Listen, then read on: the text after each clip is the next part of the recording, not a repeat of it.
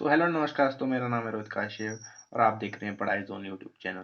So guys, आज की इस वीडियो में हम पढ़ने वाले हैं हॉरिजॉन्टल एक्सिस विंड टर्बाइन। मतलब बेसिकली विंड टर्बाइन के बारे में पढ़ेंगे हम। क्या होती है विंड टर्बाइन और वो कैसे वो वर्क करती है, क्या क्या उसके कंपोनेंट्स और कैसे वो वर्क करती है, सब कुछ बताने वाले हैं। फिर डायग्राम। तो पहले बता देते हैं विंड टर्बाइन होता क्या है। विंड टर्बाइन वो होता है जो कि हवा का यूज करता है, विंड का यूज करता है इलेक्ट्रिसिटी बनाने को। Wind to electricity, wind to electricity बनता है वो। तो वो विंड पावर प्लांट होता है और मेनली विंड पावर प्लांट दो प्रकार के होते हैं।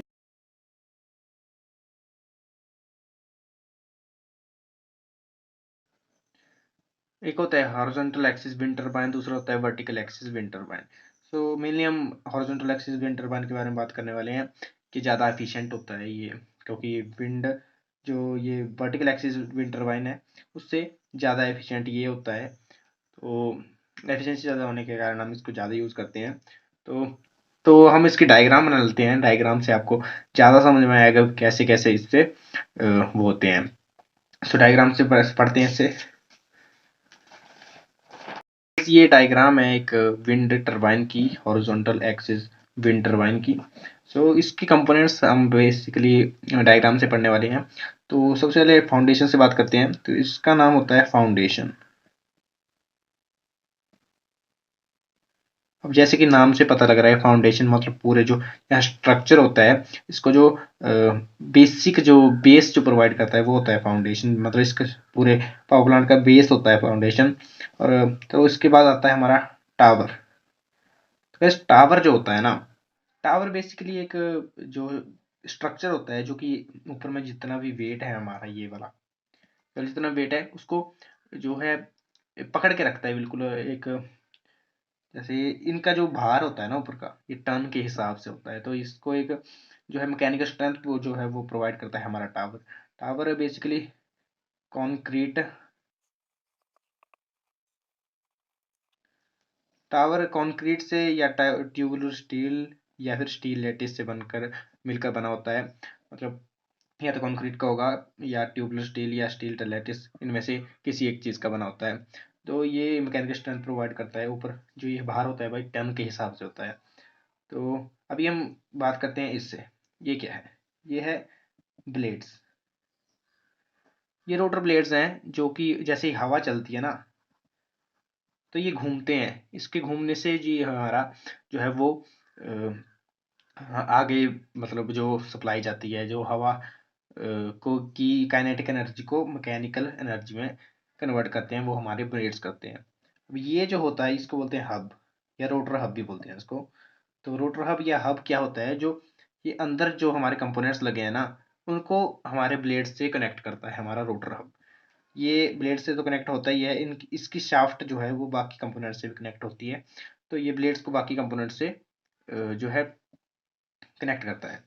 तो यहाँ आगे हमारा आ जाता है, ये होता है हमारा गियर बॉक्स। अब गियर बॉक्स क्या होता है? गियर बॉक्स बेसिकली एक डिवाइस है जो कि ये जो ब्लेड्स है ना काफ़ी धीमे घूमते हैं। तो इनकी जो स्पीड होती है वो 30 आरपीएम से 60 आरपीएम के बीच में होती है। तो गियर बॉक्स क्या करता है, जो इसकी स्पीड होती है ना 30 to 60 आरपीएम, 60 आरपीएम, उसको जो है वो एनहांस करके ये कर देता है 1000 to 18 सॉरी, ये 30 से 60 आरपीएम को 1000 से 1800 आरपीएम तक बढ़ा देता है गियर बॉक्स हमारा। ठीक है। तो गियर बॉक्स का ये बेसिकली काम होता है, क्योंकि ये ब्लेड्स जो है धीरे धीरे घूम रहे होते हैं, उनको उनकी स्पीड को बढ़ाकर ये ज़्यादा कर देता है। अब उसके बाद हमारा आता है टरबाइन। टरबाइन बट उसके बाद आती है हमारी टरबाइन। टरबाइन और गियर बॉक्स जो है वो एक ही चीज़ होती है। ठीक है, इसमें ही होता है ये चीज़, ये सारा एक पार्ट है। और उसके बाद हमारा आ जाता है जनरेटर।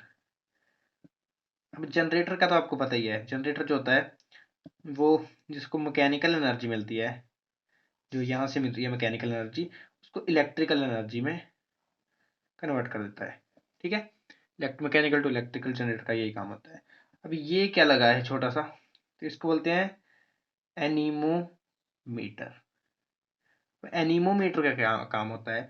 अब देखो डायरेक्शन हवा की जो वो हमेशा यहाँ से यहाँ को तो नहीं चल रही है। डायरेक्शन हवा की कभी यहाँ से यहाँ को जा रही है, कभी यहाँ से यहाँ जा रही है। तो उस हवा की डायरेक्शन को पता लगाता है ये एनीमोमीटर। ठीक है, तो इसका बेसिकली ये काम होता है। अब यहाँ आ जाता है, ये है यॉ कंट्रोल। अब यॉ कंट्रोल क्या चीज़ है? यो कंट्रोल, अब जैसे कि मैंने बताया कि डायरेक्शन हवा की चेंज होती रहती है, एक तरफ को नहीं जा रही है। तो यो कंट्रोल बेसिकली क्या करता है, ये एक 360 डिवाइस है जो कि ऐसे लगा होता है, जैसे मान लो ये है ऊपर का पार्ट, ये है ना। तो ये यो कंट्रोल इसको चारों साइड को 360 डिग्री को घुमा देगा।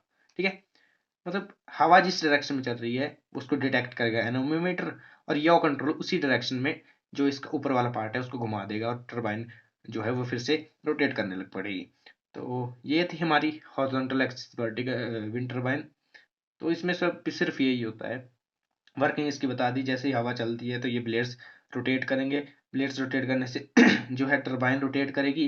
गियर बॉक्स क्या करेगा, इस टरबाइन की जो स्पीड होगी, जो 30 टू 60 आरपीएम है, उसको बढ़ा के 1000 टू 1800 आरपीएम कर देगा। और उसके बाद जनरेटर इसकी मैकेनिकल एनर्जी को इलेक्ट्रिकल एनर्जी में कन्वर्ट करेगा। और अगर हवा किसी और डायरेक्शन में चल रही है तो एनीमोमीटर उसको डिटेक्ट करेगा, यो कंट्रोल उस डायरेक्शन में जो है ब्लेड्स को घुमा देगा। और टावर तो मैकेनिकल स्ट्रेंथ को प्रोवाइड कर रहा है, फाउंडेशन एक बेस है, बस यही सब कुछ है। और इसकी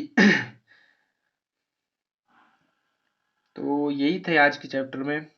मिलते हैं ऐसी नई वीडियो के साथ, तब तक के लिए tata, good bye, take care, thank you.